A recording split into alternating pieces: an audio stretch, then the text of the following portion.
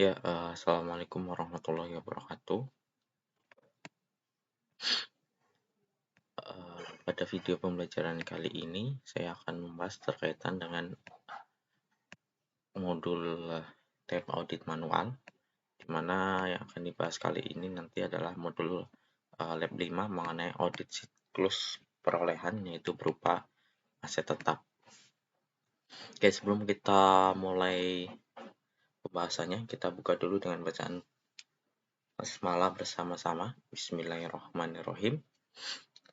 Oke, nanti silakan disiapkan modul dan juga kertas kerja pemeriksaannya ya, KKP-nya. Oke, sebelum ke KKP kita harus mempelajari dulu berkaitan dengan apa itu sih audit yang program audit yang perlu kita lakukan terhadap prosedur audit aset tetap ya. Jadi nanti kita mencoba sedikit mengulas prosedurnya seperti apa.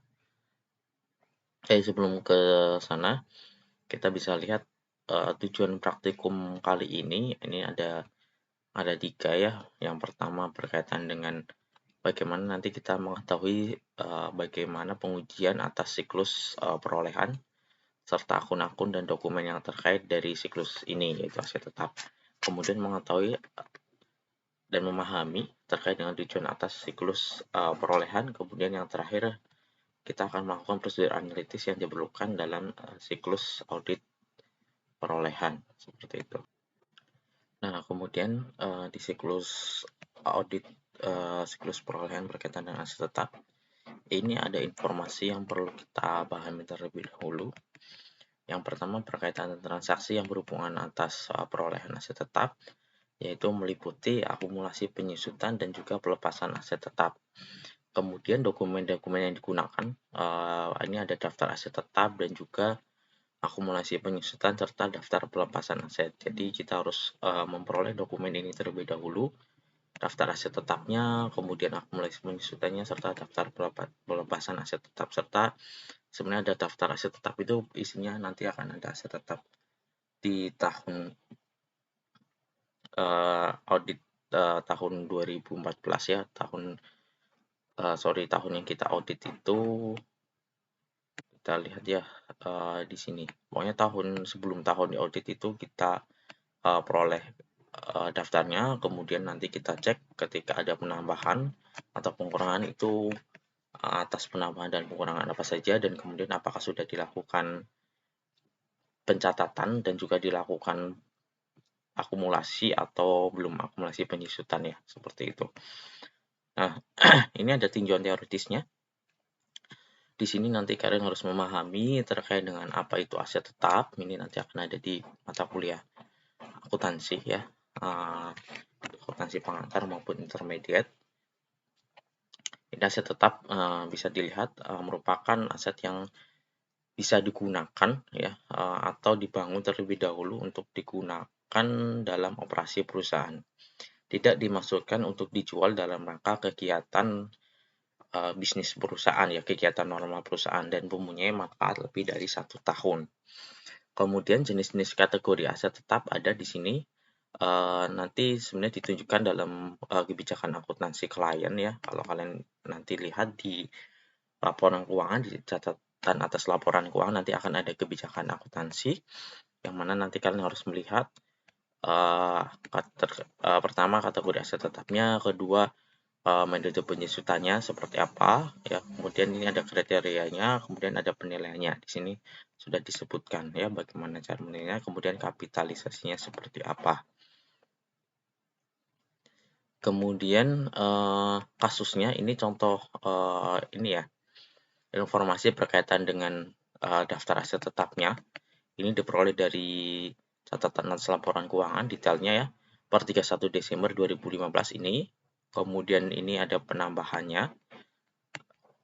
Ini ya, ini berarti kita auditnya adalah di tahun ini ya, tahun 2015. Berarti nanti kita mengecek terkait dengan penambahan aset tetapnya apakah sudah sesuai atau belum, kemudian penambahan akumulasinya apakah sudah sesuai atau belum, seperti itu. Kemudian terkait dengan prosedur auditnya, seperti biasa ketika kita melakukan pengujian atas audit apapun itu, kita akan melakukan yang namanya prosedur analitis ya. Nanti kita akan melakukan prosedur analitis. Anggapannya di sini kita sudah melakukan prosedur analitis atas aset tetap dengan tujuan untuk melihat terkait dengan apakah ada kemungkinan ini ya salah saji material dalam catatan klien, khususnya untuk berkaitan dengan aset tetap, yaitu beban depresiasi dan juga akumulasi depresiasinya. Jadi nanti diilustrasikan kita sudah melakukan itu dengan membandingkan rasio tahun ini dengan rasio tahun sebelumnya, yaitu terkait dengan beban depresiasi ya per total serta rasio akumulasi depresiasinya. Kemudian ketika ada kejanggalan, adanya kemungkinan salah saji, maka nanti akan menjadi catatan oleh auditor. Kemudian setelah melakukan prosedur analitis, kita nanti berarti selanjutnya adalah melakukan verifikasi atas akuisisi aset tetap ya. Jadi nanti baik aset yang berjalan ya, berarti nanti ketika ada penambahan gitu ya, atau mungkin aset yang ini ya, yang sudah ada gitu ya, yang dijual gitu ya, terkait dengan penjualan aset ya. Jadi nanti ketika verifikasi nanti bisa verifikasi atas akuisisi aset tetap ataupun nanti verifikasi atas penjualan aset tetap ya.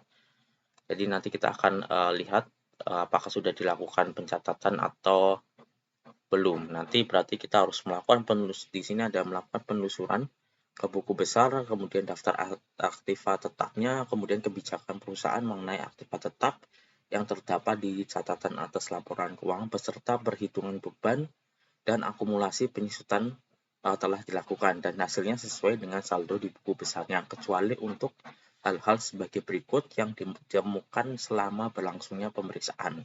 Jadi ibaratnya ini kalian sudah sebagai auditor sudah melakukan penelusuran ya, kemudian ada beberapa temuan. Sebenarnya penelusuran dilakukan, tahapannya nanti di prosedur di program auditnya sebenarnya ada bagaimana kalian nanti melakukan penelusuran ya. Jadi nanti ketika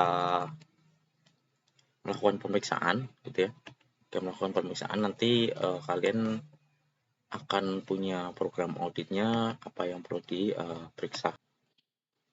Misalkan prosedurnya adalah ini yang pertama terkait dengan mendapatkan ini apa uji akurasi terkait dengan saldo awal aset tetap dengan saldo akhirnya. Kemudian ini tadi kan kita sudah meminta dokumen yang terkait dengan daftar aktiva tetap. Berarti nanti di prosedur auditnya di dalam program auditnya itu nanti kita mengecek dari daftar aktiva tetap itu penambahan asetnya untuk 1 tahun. Kita melakukan pengujian yaitu melihat apakah nanti harga beli dari penambahan aset yang ada di daftar aset itu sama dengan tanggal pembelian ya. Harga belinya dan tanggal pembelian itu sesuai dengan dokumen-dokumen pendukungnya seperti itu. Kemudian terkait dengan aset tetap juga nanti dilakukan pengujian terkait dengan kepemilikan aset tetap ya, apakah itu aset tetap itu benar-benar milik klien atau tidak. Pengujiannya berarti nanti mengambil sampel, nanti silakan tentukan sampelnya, metode pengambilan sampelnya seperti apa. Kemudian dari setelah mengambil sampel, tentukan apakah misalkan sampelnya yang diambil adalah terkait dengan kepemilikan tanah, berarti nanti pastikan tanah itu benar-benar milik klien atau bukan ya. Nanti dicek berarti nanti sertifikat tanahnya gitu ya, apakah itu atas nama perusahaan atau atas nama individu ketika diakui sebagai milik perusahaan. Kemudian di daftar aset tetap juga nanti kalian ngecek terkait dengan daftar pengurangan aset tetap, apakah akan ada apa ya, kita perlu melakukan yang namanya pengambilan sampel juga. Jadi nanti ada pengambilan sampel terkait dengan ketika ada pengurangan aset tetap. Jadi nanti misalkan pengurangannya terjadi karena ada penjualan, apakah penjualan itu dokumen yang dikeluarkan terkait dengan penjualan aset tetap itu sudah sesuai dengan catatan atau belum. Kemudian terkait dengan ketika terjadi penjualan kan berarti nanti akan terjadinya ketika adanya penjualan, maka nanti akan terjadi laba atau rugi ketika menjual kan. Jadi nanti tentukan apakah keuntungan atau kerugian penjual terkait dengan aset tetap ya, apakah sudah dicatat atau belum. Kemudian cek terkait dengan kebijakan akuntansinya ya, kebijakan akuntansi dari daftar aset tetap ini ya. Jadi setelah selesai melakukan mengecek daftar aktiva tetap, kalian cek terkait dengan kebijakan perusahaan mengenai aktiva tetapnya. Oke, itu berarti nanti pengecekannya sesuai yang ada di program audit. Jadi nanti prosedurnya berarti mengecek kebijakan amortisasinya, kebijakan penurunan nilainya, kebijakan penyusutannya seperti apa. Ya, apakah nanti kebijakan perusahaan terkait dengan aktiva tetap itu apakah sudah konsisten dan dilakukan dalam periode atau tidak ya. Nanti berarti ambil sampelnya seperti itu. Kemudian ketika penurunan nilai berarti harus menanyakan terkait dengan kondisi aset tetapnya. Ya, ditanyakan ke manajemen, kemudian ada terjadi penurunan nilai atau tidak. Kemudian apakah itu sudah sesuai dengan PSAK gitu ya, standar akuntansi keuangan atau tidak mengenai penurunan nilai, yaitu di PSAK 48 kalau tidak salah ya. Kemudian ada itu terkait dengan penurunan nilai ya. Kemudian terkait dengan bukan penambahan, terkait dengan perbaikan dan pemeliharaan gitu ya, apakah sudah ada item yang dikapitalisasi atau tidak. Kemudian yang terakhir terkait dengan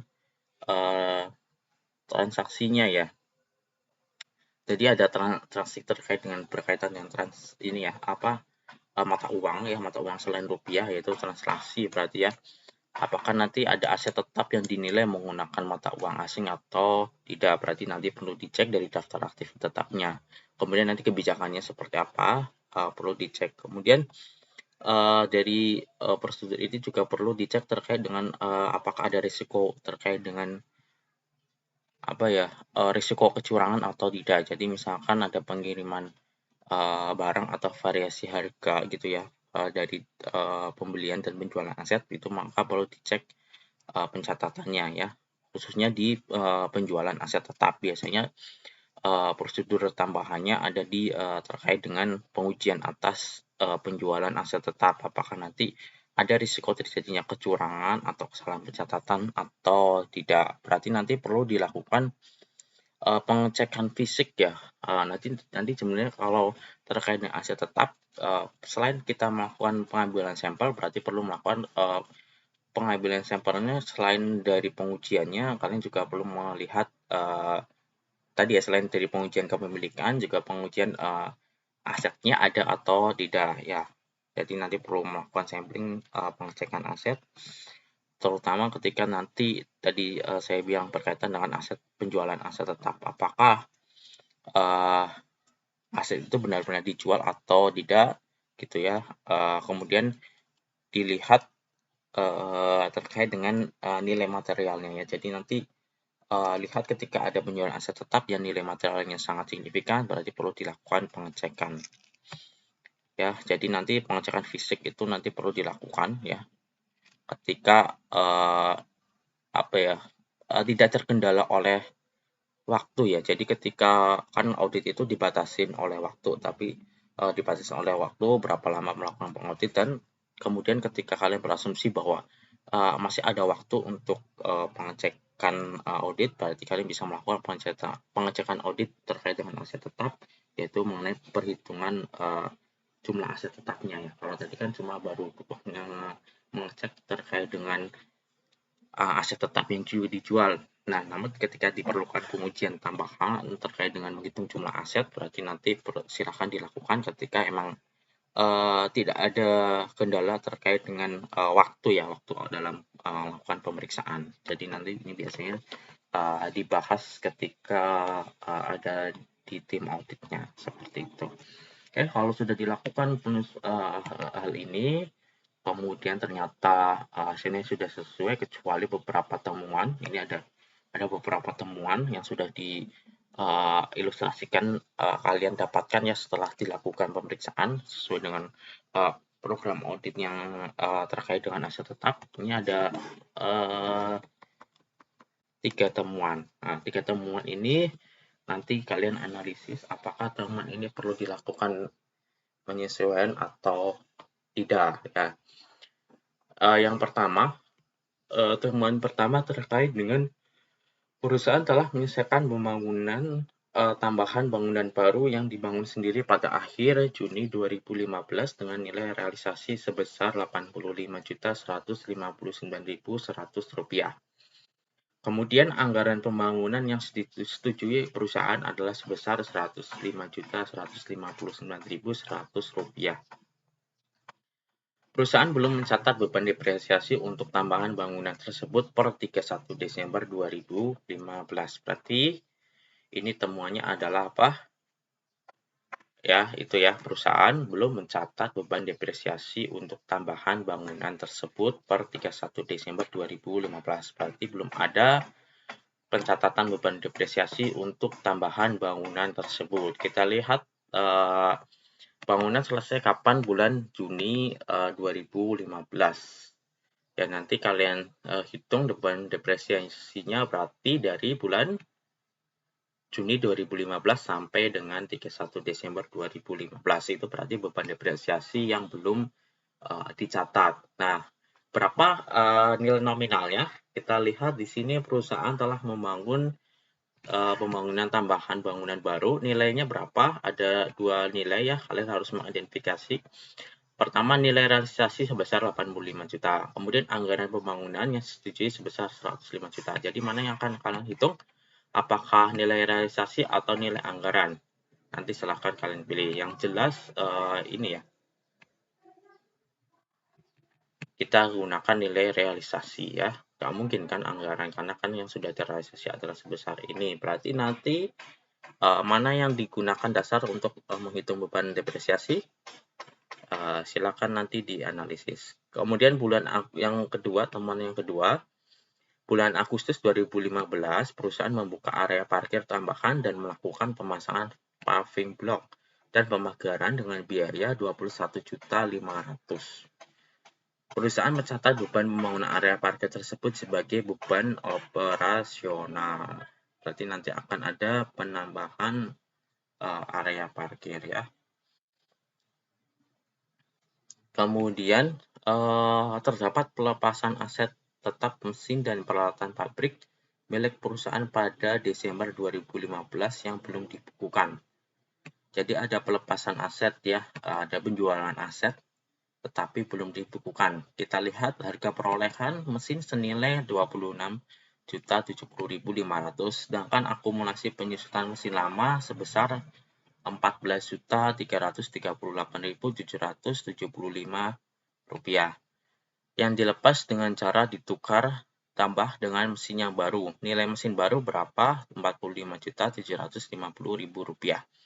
Atas pertukaran tersebut, perusahaan membayar sebesar 35 juta tunai. Ketika ada pertukaran, berarti ini ada pertukaran, nanti akan timbul yang namanya kerugian atau keuntungan lah atas penjualan aset tetap. Berarti nanti kalian analisis, buatkan jurnalnya karena ini belum dibukukan. Berarti berdasarkan 3 temuan ini, silahkan kalian buatkan jurnalnya, mana yang perlu dibuatkan penyesuaiannya. Instruksinya ada 2, buatlah jurnal penyesuaian jika diperlukan, kemudian buatlah top schedule dan supporting schedule yang diperlukan.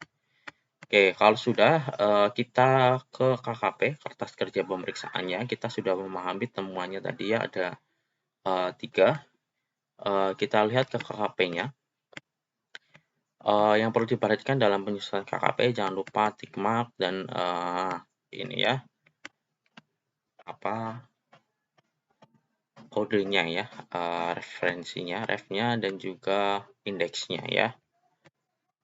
Oke, ini KKP Lab 5. Ini ada namanya top schedule dan juga supporting schedule serta jurnal penyesuaian. Yang pertama, kita nanti akan mengerjakan top schedule terlebih dahulu, baru nanti dari top schedule kita lanjut ke dari supporting schedule dulu, baru nanti kita lanjut ke top schedule, kemudian yang terakhir adalah jurnal penyesuaian. Nah, di supporting schedule ini udah ada ini ya formatnya. Ini ada keterangan, kemudian ada harga perolehan sampai dengan PAJ atau PRJE terkait dengan penyesuaian ya, apakah nanti ada penyesuaian atau tidak. Tadi temuannya ada 3, nanti silakan kalian analisis yang diperlukan apa saja. Misalkan tadi temuan pertama ada penambahan ya, kita ke modulnya. Ini ya, ada penambahan bangunan baru pada akhir Juni. Ini sudah dicatat ya, karena kita sudah melihat ada pencatatan 85.159 di sini. Kemudian dari tambahan itu ternyata belum dicatat terkait beban depresiasi per 31 Desember 2015 ya.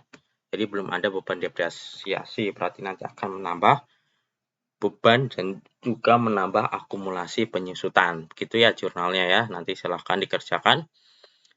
Menambahnya berarti 6 bulan. Kita lihat terkait dengan bangunan ya, penyusutannya berapa tahun ya, kalian harus lihat kebijakan akuntansinya ya. Kebijakan akuntansi ada di paling atas.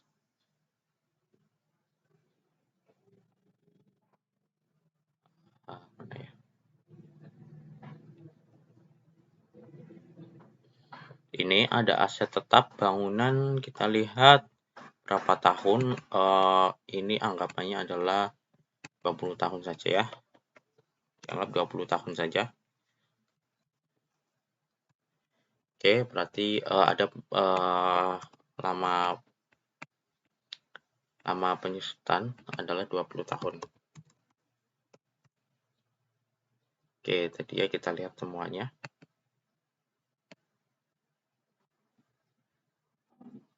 Oke, ya 20 tahun berarti nanti silakan dilakukan penyusutannya yaitu 20 tahun. Berarti nanti dikalikan dengan 85, nanti hasilnya kalian tuliskan di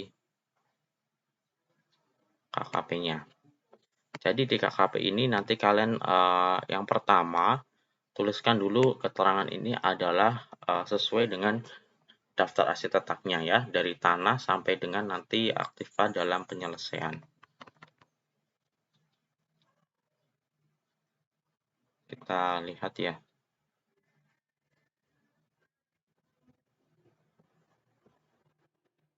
Ya, sampai dengan aktiva dalam penyelesaian. Di sini ini 0 berarti aktiva dalam penyelesaian. Kemudian harga perolehan, berarti harga perolehan akhir tahun 2015 kalian tuliskan kembali di sini. Kemudian ada penambahan, pengurangan. Ini nanti terkait dengan penyesuaiannya ya, apakah ada penambahan atau pengurangan. Kemudian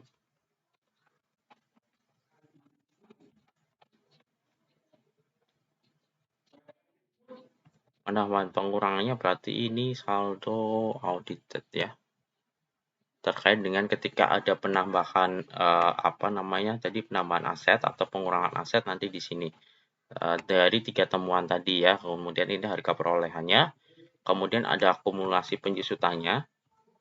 Akumulasi penyusutan berarti dituliskan per book-nya dulu, berarti akumulasi penyusutannya adalah ini ya, akumulasi penyusutannya ditulis. Kalau tadi harga perolehannya ini ditulis kembali di sini ya, akumulasi penyusutan. Kemudian penambahan ketika nanti temuan dari 3 itu, ketika tadi ada temuan belum dicatat beban. Agak susah ya guys ya. Oke, kalau belum dicatat bebannya, beban penyusutan berarti nanti dituliskan di sini adanya penambahan penyusutan ya. kemudian baru nanti ditambahkan, ketika ada ditambahkan atau dikurangi nanti masuknya ke akumulasi penyusutan, baru nanti nilai bukunya adalah nilai harga perolehan dikurangi dengan akumulasi penyusutannya. Nanti hasilnya adalah per audit ya, seperti itu.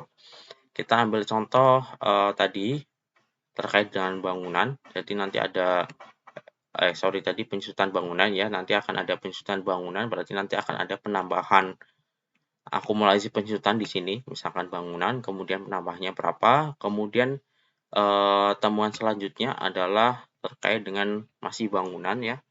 Ada penambahan bangunan sebesar 21.500.000. Berarti ini penambahannya adalah harga perolehan.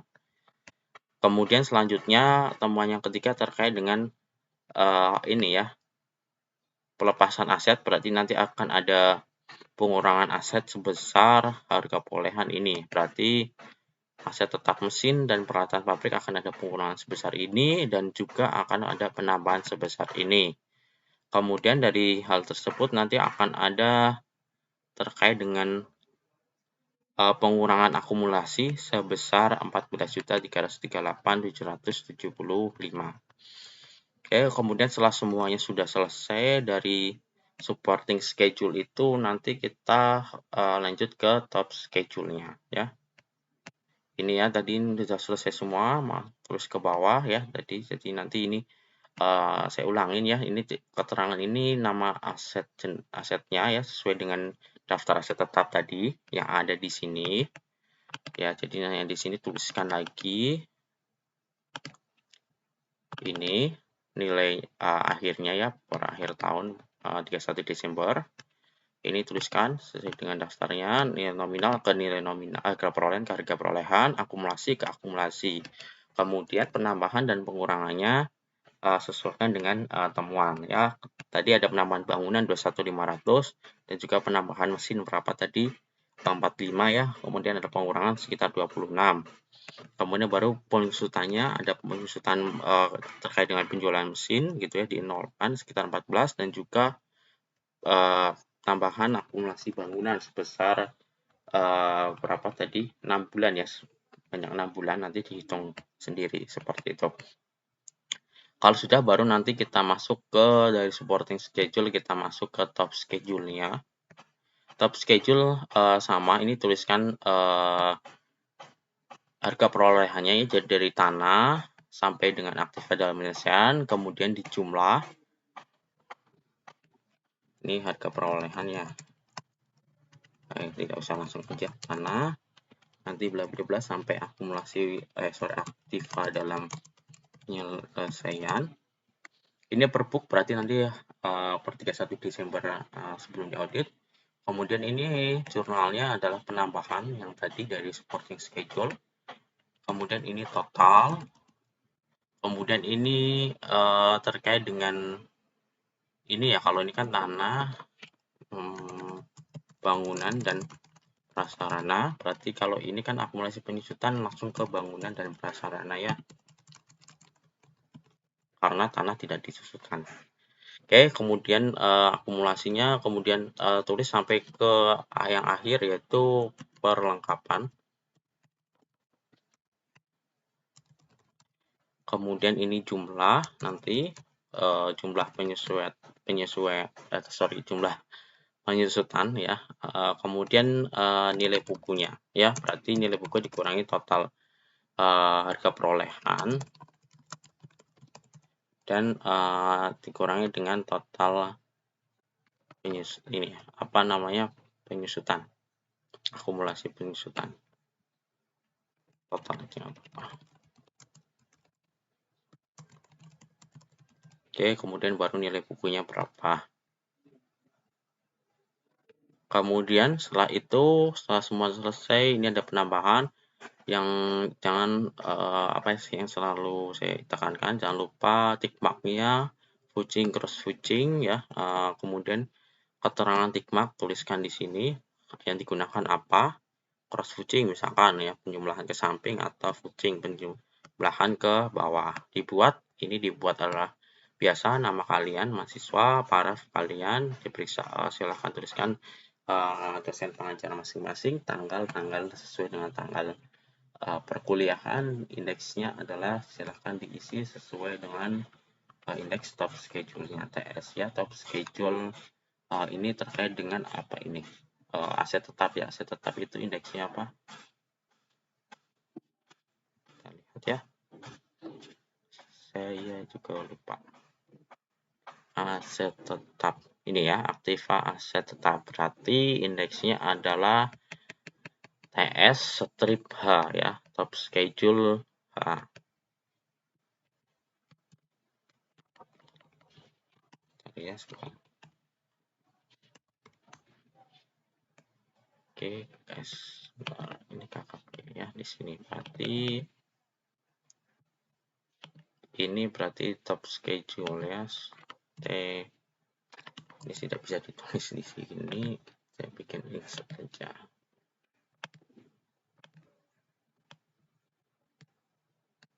Ini berarti dituliskan apa? TS top schedule H. Kalau tadi di supporting schedule tidak ada ya. Jadi kita setelah selesai di top schedule, nanti kalian ke jurnal penyesuaiannya. Buatlah jurnalnya atas koreksi tiket tersebut. Kemudian buatlah keterangannya. Jangan lupa keterangan tickmarknya pakai fudging dan cross fudging. Dibuat sama indeksnya, berarti ini jurnal penyesuaian ya. Jurnal penyesuaian H ya. Oke.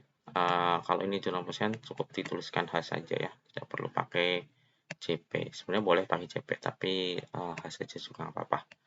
Oke, kalau sudah selesai berarti sudah selesai terkait dengan pemeriksaan audit teratas aset tetap ya, seperti itu. Jadi nanti diperhatikan lagi terkait dengan jurnalnya dan juga ini ya, jurnal penyesuaiannya dan juga top schedule serta supporting schedule-nya. Oke, kalau sudah berarti sudah selesai. Kita nanti akan melanjutkan di pertemuan di video pembelajaran selanjutnya berkaitan dengan audit siklus persediaan dan pergudangan. Silakan nanti jika ada yang ingin ditanyakan bisa ke WA group ya untuk kelas saya, dan silakan di luar kelas saya bisa bertanya lewat Japri atau komen di video pembelajaran ini. Ya, sekian dari saya. Kita tutup dengan bacaan hamdalah bersama-sama. Alhamdulillahirrahmanirrahim. Sekian dari saya dari pembelajaran video kali ini. Assalamualaikum warahmatullahi wabarakatuh.